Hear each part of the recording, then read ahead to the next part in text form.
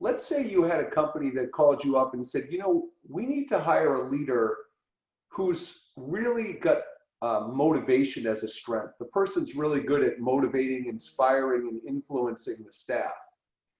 Well, the question to me is, that may be true, but there's an overall skill set that you want in a leader, that each company has as priorities from core values and core competencies in a leader.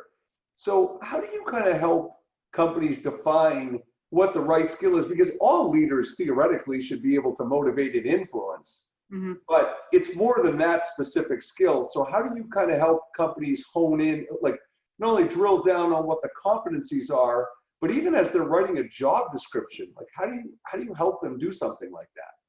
Well, I think that when you hear leader, it's very easy to jump to conclusions of what attributes would be necessary, right? But I would say not so fast. I would still follow the same process that I take clients through. And that is first starting with a discussion about, let's take, for example, a newly created position. So I'll start by asking questions like, okay, so what would happen if you didn't fill this position? And then ask the question a different way and say, okay, so what is going to be different as you go forward as a result of this person being in place? And then we just kind of drill a little bit further into some of the essential functions. What are they going to be spending the majority on? What are the biggest challenges that they're going to face? What are the common problems that they're going to face?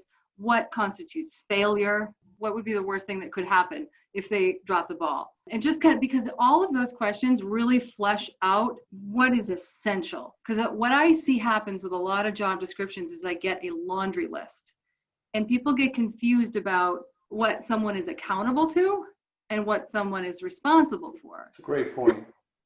And so I really feel like it's so important to drill into what they're accountable to. Because at the end of the day, we're all responsible for customer service.